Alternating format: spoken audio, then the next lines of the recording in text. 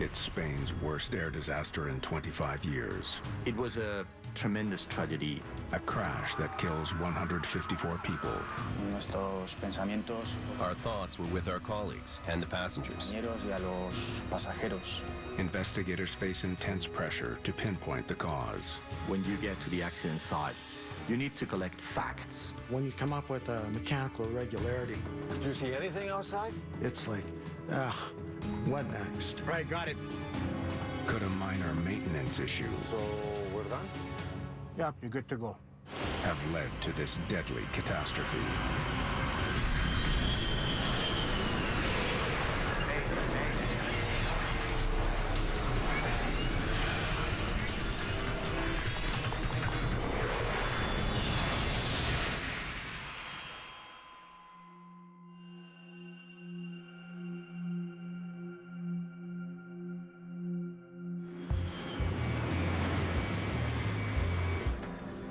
It's 2:14 p.m.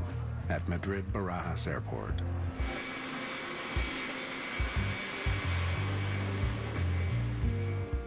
After being delayed for more than an hour, Spanair Flight 5022 is finally getting back underway.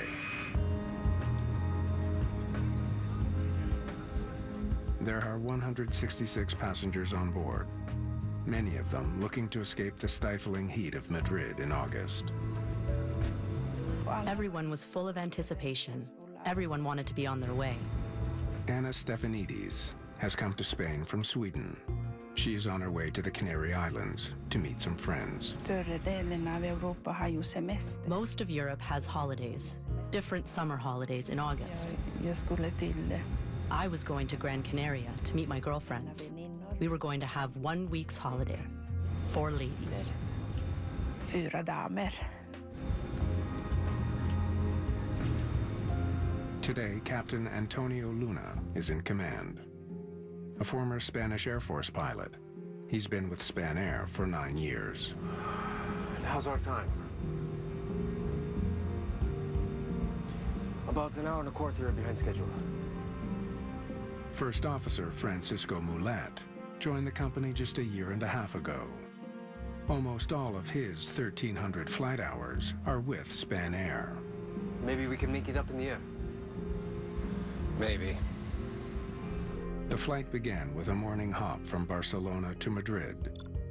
From Madrid, they'll fly 2 hours and 50 minutes south to Gran Canaria in the Canary Islands. Spanair 5022, Jonex in line on runway 36 left. Okay. Here we go.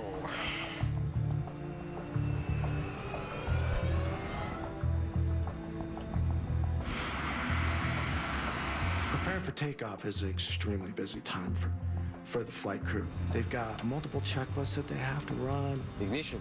Set. Spoilers. Armed. Make certain the aircraft is properly configured, the thrust is set right, the brakes, etc. Air conditioning. So there are a plethora of factors that are all running through their minds simultaneously. And final items we have 8, 11 aligned, 11 stowed. Spanair 5022, you are cleared for takeoff, runway 36 left. Cleared for takeoff. Spanair 5022. Okay, your aircraft. First Officer Mulet will fly the plane from here. My aircraft. At 2:23, the MD-82 aircraft starts speeding down the runway.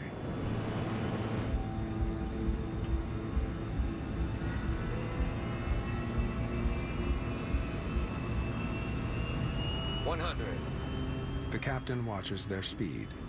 They can't lift off until they reach 157 knots, takeoff speed. It didn't feel right.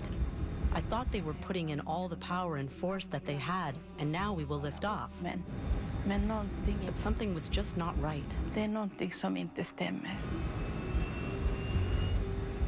taking so long. Does that seem right to you? And then I thought, how long is this runway? We have to lift off now. V1. Rotate.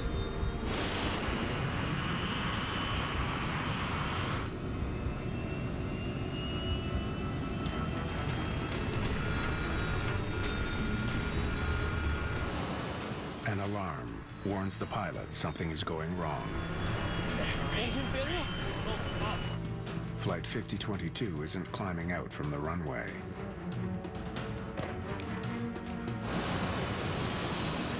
The first officer increases power, but he's losing control of the plane. Men sen när vi kom i luften, When we finally lifted, everything went suddenly to the right, and then I just heard screams and crashing. skrik och smäll. The plane is less than 40 feet from the ground. Men jag hann tänka att I managed to think, this is my last trip. I've had a good jag life. haft ett bra liv. I thought, now I die. Och så tänkte jag, nu dör jag. Fly the plane. Fly it. Oh, God. En sak som jag gjorde, det var att jag tog I put my arms over my head och and put my head between my legs. la huvudet mellan knäna. Att I protected myself as much as I could. jag kunde.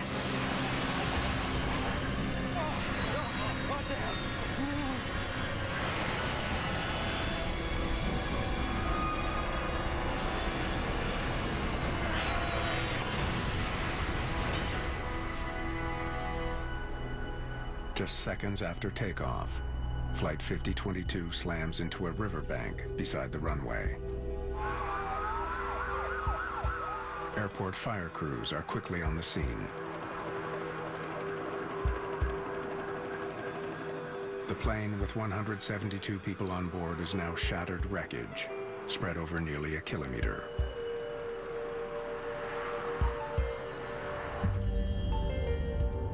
Anna Stefanidis has landed in the water, still strapped to her seat.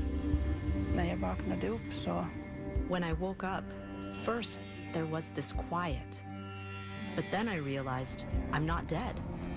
I looked around me. jag tittade ju runt omkring. Where am I? What is this? Det här. Airport workers have raced to the crash site to try to help, but they can't get to Anna. De här räddnings... The emergency personnel were calling to me. Come on. Come on, hurry, now. Kom igen. Nu är det dags. She's in the middle of the stream, tangled in debris and sinking fast. Men I have no idea how I managed to get free. Somehow, Anna makes it to the water's edge, where rescuers help her to safety. She's in shock and suffering from a serious leg injury, but at least she's alive. det var kaos. Det var något. It was chaos. It was so horrible. Men jag kom upp. But I got out. In spite of the massive rescue effort, only 18 people survive. 147 passengers are dead, along with both pilots. It was a tremendous tragedy. All the country was affected by that. This is Spain's worst aviation disaster in 25 years.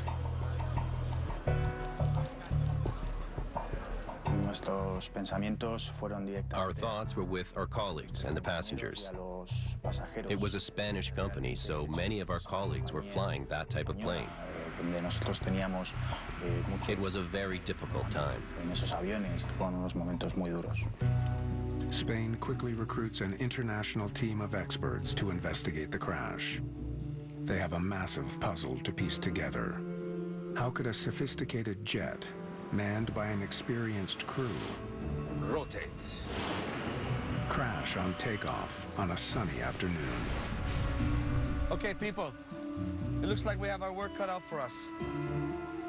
Juan Carlos Lozano is an investigator with the Spanish Pilots Union. The accident site at the beginning is considered like a crime scene. It's very important to find out how the pieces are located, because that will give you a lot of information.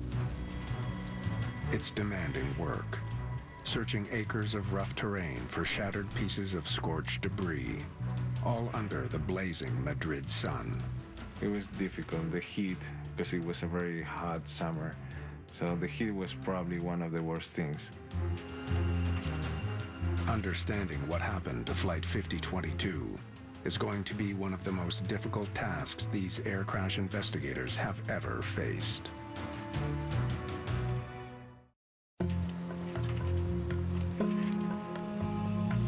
Investigators into the crash of Spanair Flight 5022 immediately focused their efforts on recovering the plane's 2 black boxes, or flight recorders. For an investigator, the FDR is one of the most vital records that we can get, because everything that is working, or it is not working, or it's causing an issue, will be recorded there. Once they download the data, it could provide vital clues about what went wrong. Let's get this to the lab, ASAP, okay?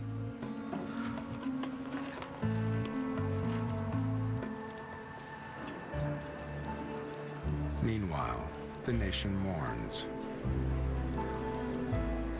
The Prime Minister visits the crash site. The King and Queen and the Mayor of Madrid gather to console the grieving families.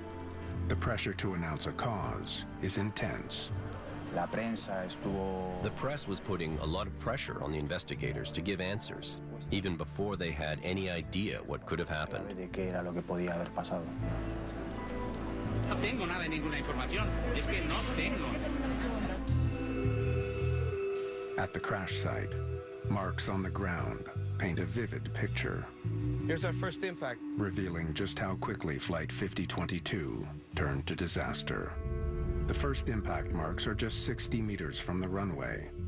The plane then passed over a road and slid another 550 meters before crashing on the far side of a river. This airplane left a trail coming from the runway to the edge of the airport boundary. So it was quite clear for the investigation that the airplane had a big problem just on liftoff. The timing immediately suggests a theory that might explain the crash. Let's take a look at this engine. When an aircraft gets only 30 feet off the ground and falls uncontrollably back to the ground, you have to wonder, were the engines operating correctly? Engine power is especially crucial during the first few moments of flight. If the plane doesn't have enough power, it won't achieve the speed it needs to overcome drag and get airborne. Investigators study the engines, searching for any sign of malfunction. Both are filled with debris, mud, and grass ingested during the crash. If we find mud, soil, or grass throughout the engine, we can determine that the engine was fully operational at the time of the accident. In this case, we found traces all around the engine. The finding means the engines were spinning at high speed when they hit the ground. It wasn't engine failure that doomed the plane. Right. The engines were fine. But something stopped that plane from climbing. Investigators need a new theory to explain why the MD-82 couldn't climb. What was it?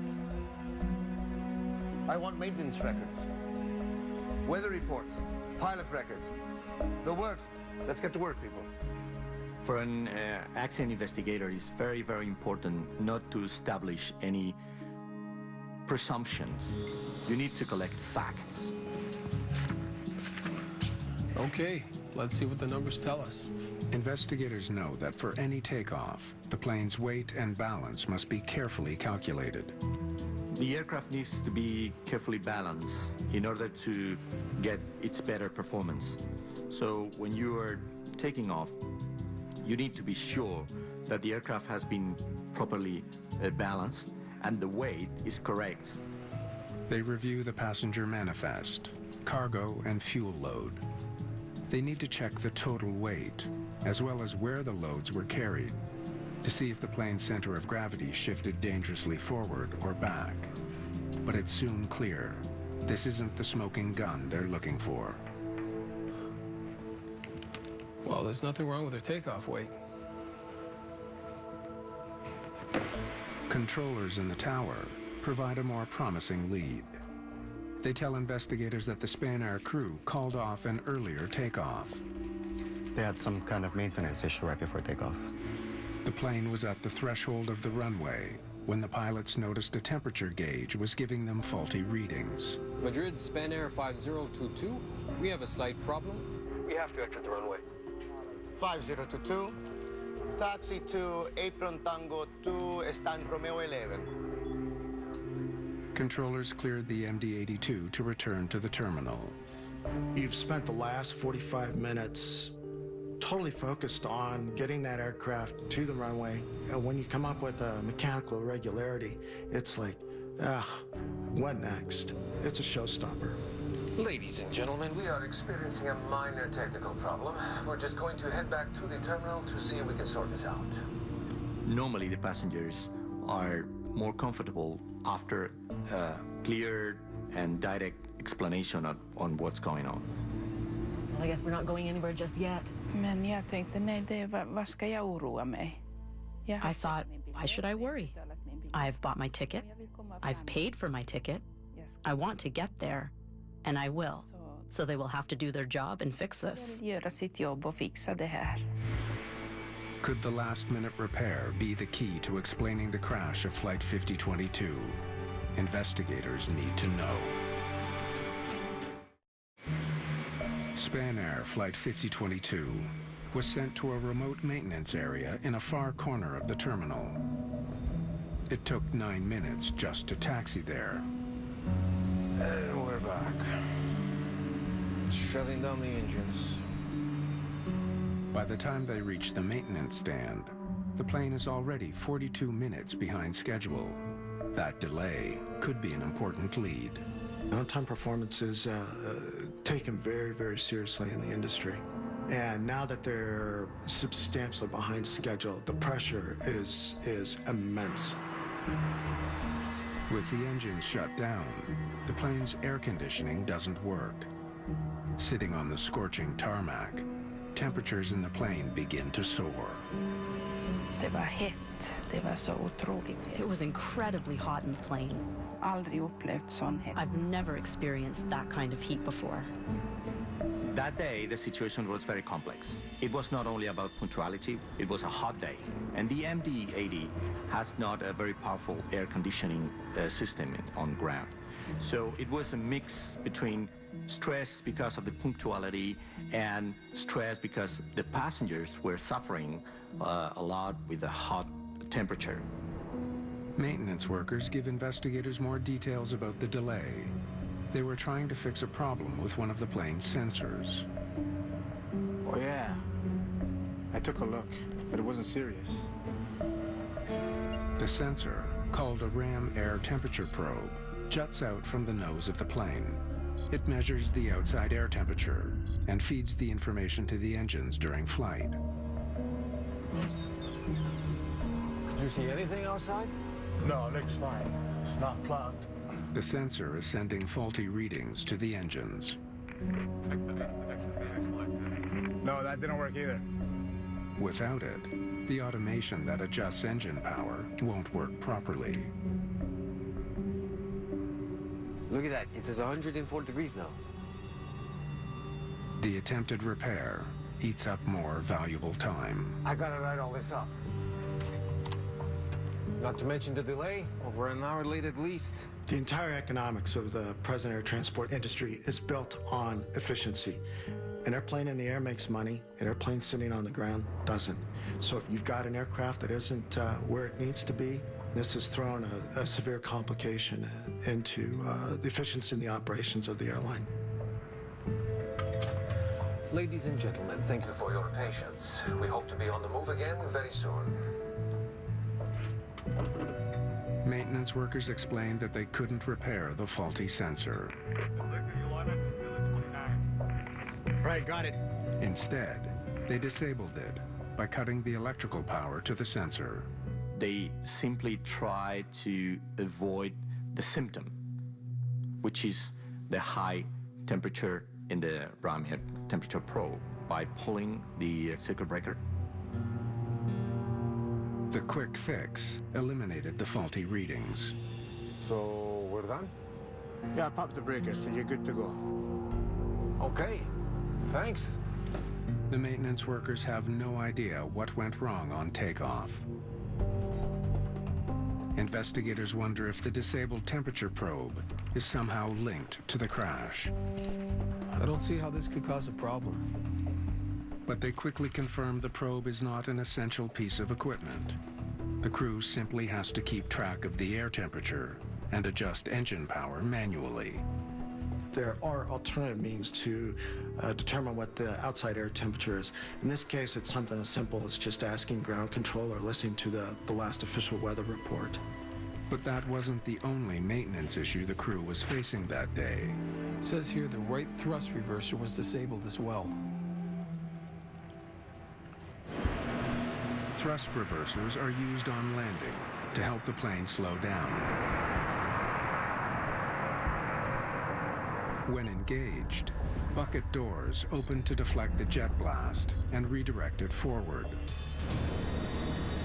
If a reverser malfunctions and activates during flight, the plane can lose lift and drop out of the sky. That's what happened to Lauda Air Flight 4 in 1991, killing all 223 people on board. Did a faulty reverser somehow activate on takeoff? It seems unlikely, but it would explain the plane's deadly trajectory. If this thrust reverser had deployed inadvertently, because the jaw movement would have taken the airplane to the right-hand side, which is actually where the airplane crashed. It's an intriguing theory, but so far, there's not enough evidence to prove it.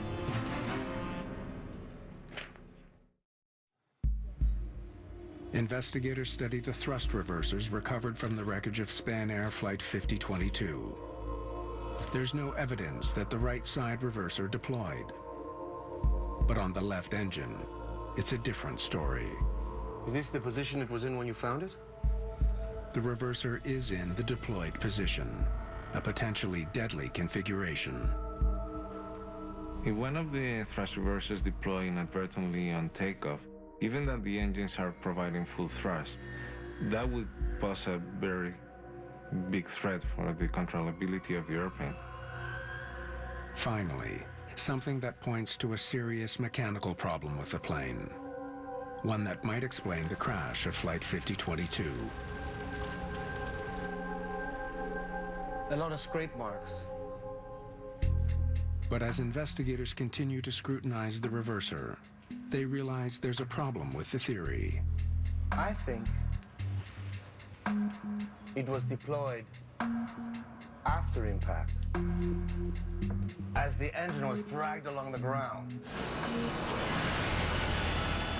Distinctive damage to the reverser tells investigators it deployed after the plane came down, not in the air. All the damage that it had sustained was very easy to compare with the marks on the ground. So that led the investigators to rule out the thrust reverser. Something else stopped the plane from climbing out. Investigators need to shift gears. Once you have eliminated the engine failure, you have to think about lift, about the possibility of the aircraft to become airborne. What kind of wreckage have we recovered from the wings? Get me everything you have. The plane's wings are equipped with control surfaces, the flaps and slats that extend at takeoff to help generate lift. For modern airplanes, the flaps and the slats are probably the most critical parts besides the engines and the wings itself, as it allows the airplane to take off and land in a shorter distance with lower speeds. If the flaps didn't extend properly, it would result in Flight 5022 not having enough lift to climb. The investigators study the lever mechanism that pilots use to control the flaps. The flap lever was an essential part of the investigation. If the lever was driven against the side of its track during impact, it might leave a mark showing how the flaps were set at takeoff. Well, well, what have we here? There's a deep scratch at 0, or retracted position. It's a startling finding, one that suggests the flaps on Flight 5022 were not extended for takeoff. My first reaction as a pilot is that the flaps and slats are absolutely necessary for takeoff. And there's just not going to be a survivable crash if they've attempted takeoff and they weren't extended. It's hard to believe a professional pilot could forget to set such a vital piece of equipment. Did the flap handle shift during the accident? Or did the pilot somehow fail to set it properly before takeoff? B1. My second innate question is, why? What happened to prevent them from being in the right position? The answer to that question could explain why 154 people died. Rotates. In one of Spain's worst air disasters. Investigators dig into the personal and professional histories of the Spanair crew, wondering if the pilots could have made a terrible mistake. Both qualified, both experienced. You always check on their experience, if they had any issues during the training, what kind of training they had. The pilot records turn up nothing significant. Captain Luna and First Officer Mulet are both up to date on all necessary training. Hard to believe these guys could forget to set their flaps. El comandante tenía una acreditada reputación. The commander had an excellent reputation. He was a person who was considered to be very meticulous. He enjoyed flying and took pride in being a professional. Estar a la altura y manejar el avión de una manera profesional. Investigators turn to the cockpit voice recorder for answers. Okay, let's hear it. Ignition. Set. Cuando escucha su...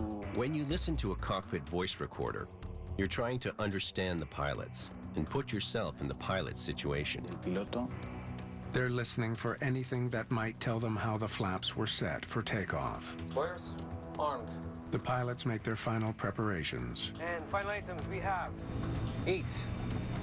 11 aligned, 11 stowed. Including a last-minute check of the flaps that's required right before takeoff. Hold it, stop right there. Final items. That includes checking the flaps. He called out 11. That's the right setting. The recording suggests the pilot set the flaps to 11 degrees, exactly where they should be. Perhaps the flap lever did somehow shift after takeoff. Maybe they did get it right. I was really shocked that the crew definitely talk about the flap position.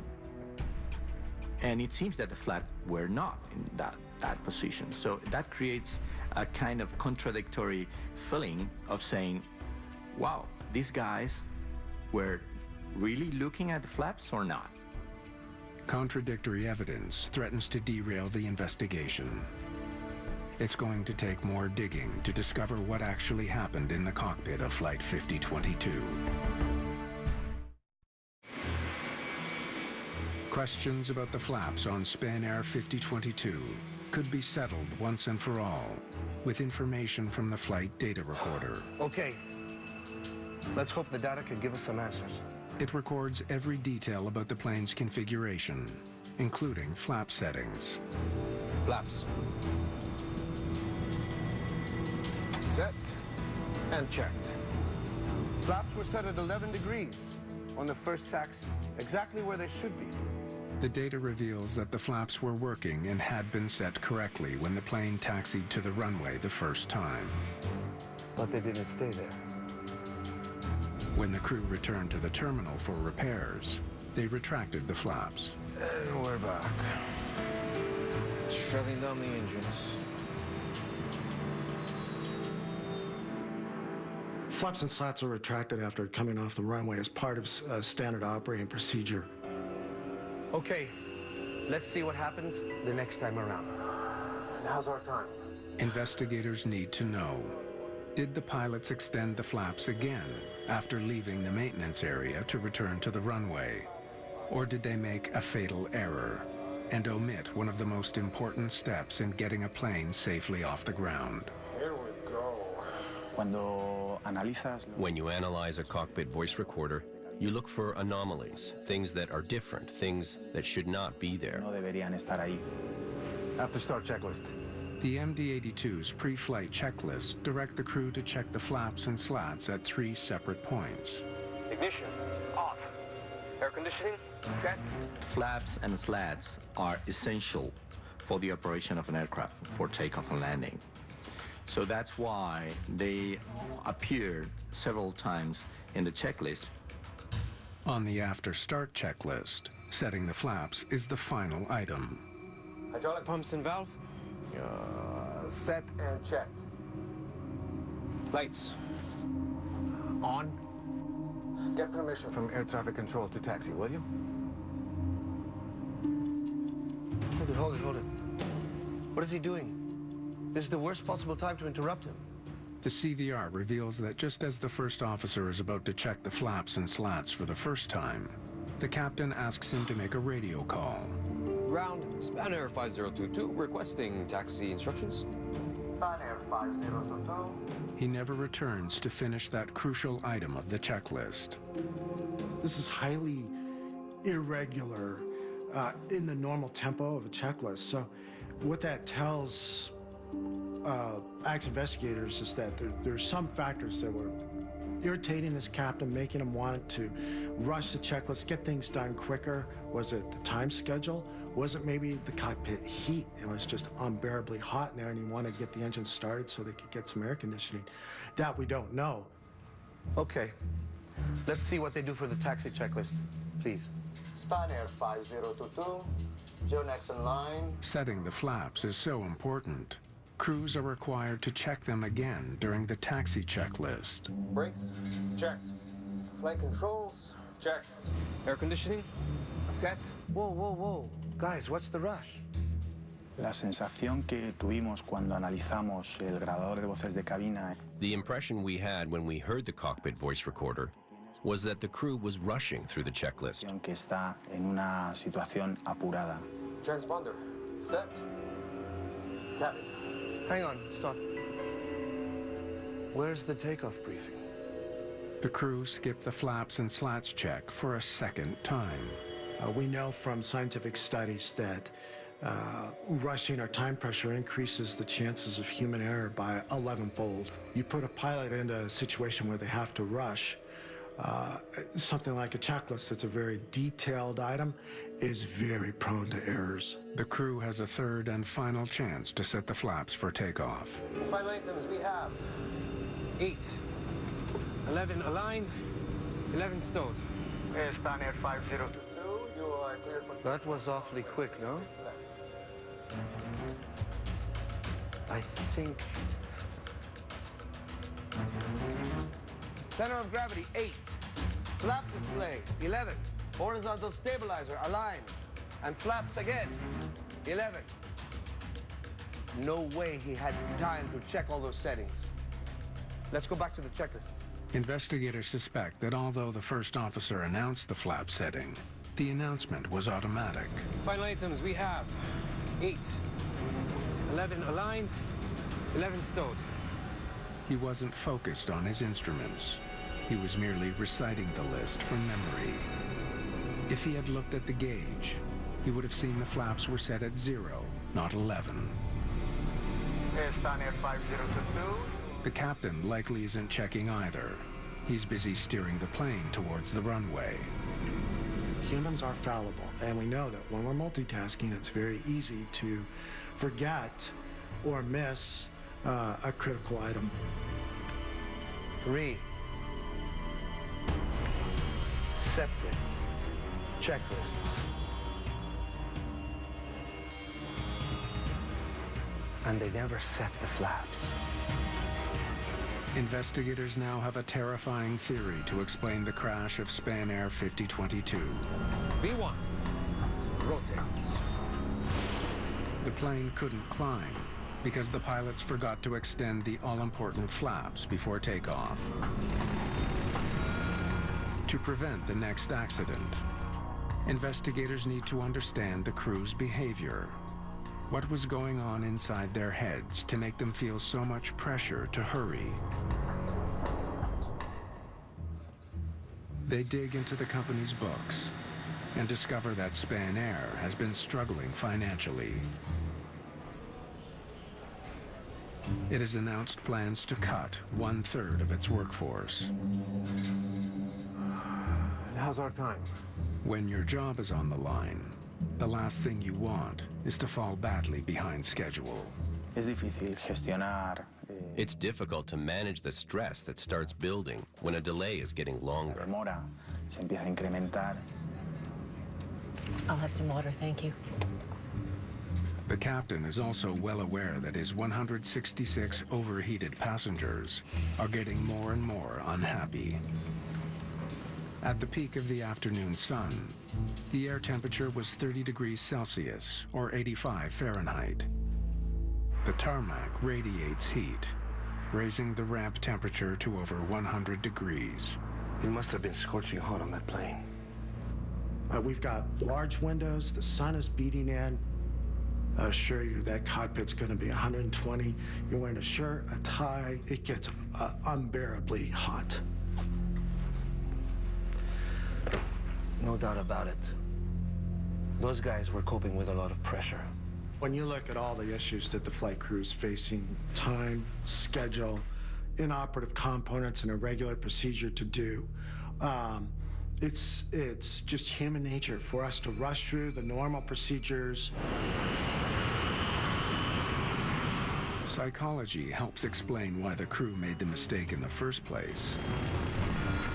But there's another troubling question.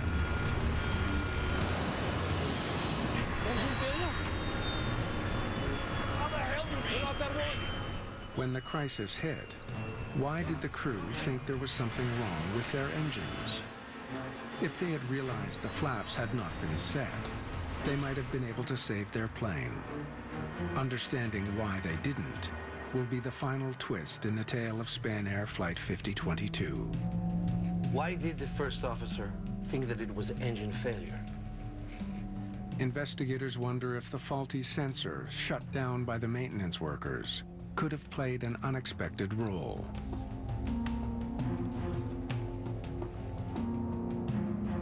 So we're taking off using manual thrust, right? With the sensor disconnected, engine control is no longer automated. Yeah, manual thrust. Before takeoff, the first officer mentions this 5 times. And if we go for manual thrust, then we'll engage the autopilot after takeoff, right? Right. The disconnection of the RAM air temperature probe created a lot of concern from the co-pilot's point of view, because that also affects the auto throttle, which is the automatic system for engine power. Look, just check the weather for the temperatures. It won't be a problem. The captain reassures him that they can set the thrust levers manually, but the first officer is uncertain. Okay, I got it. Already preoccupied with the engines, the first officer mistakenly assumes they have an engine problem when things start to go wrong.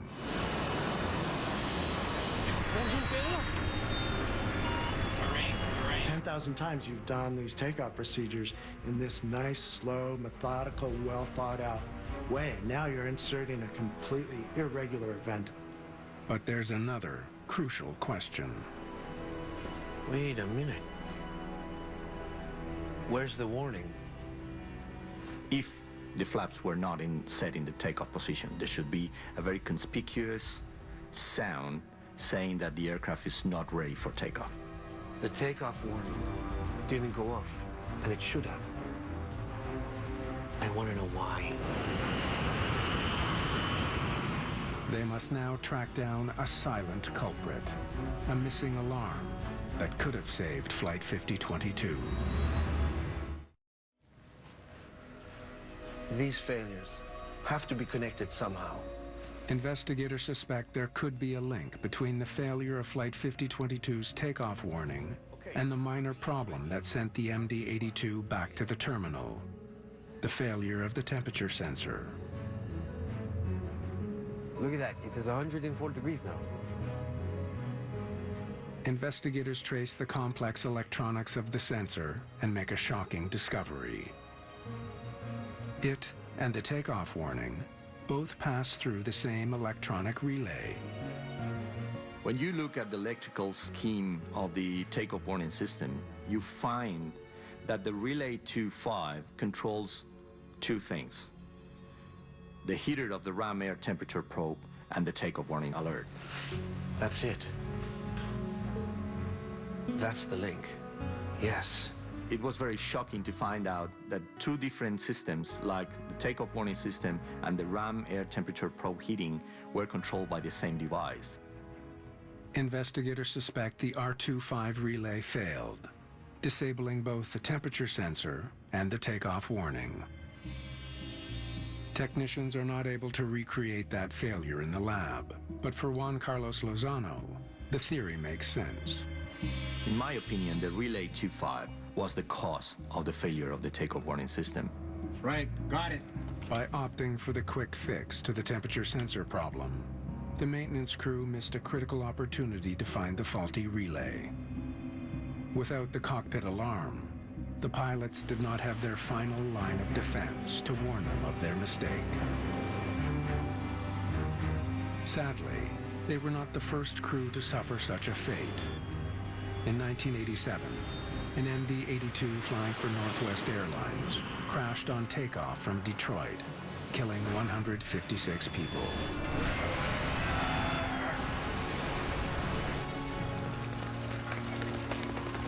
Just like the Spanair crew, the pilots in Detroit failed to set their flaps and slats, but got no warning. A disabled electrical circuit silenced their plane's alarm. After the Detroit crash, checklists were changed to highlight the flaps and slats more often, and the warning system was made more robust in an effort to prevent such a tragedy from ever happening again. But aviation designers and engineers could not foresee the rare failure of the R25 relay. That failure sealed the fate of Flight 5022.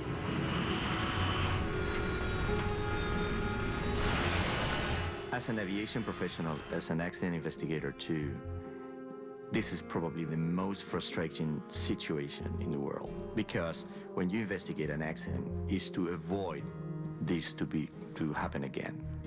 And unfortunately, in this case, we had a very similar case 20 years after the Detroit accident.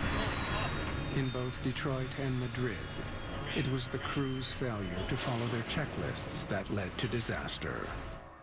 The Spanair investigators list the inoperative takeoff warning as a contributing factor that prevented the crew from recognizing the danger. But Juan Carlos Lozano, representing the pilots' union, sees it the other way round. The single biggest failure in this accident is the failure of the takeoff warning system. This system was designed considering that the humans can make mistakes. And this is a clear example that the last line of defense failed. After the crash of Spanair 5022, Boeing again revised its checklists to make extending flaps and slats more prominent.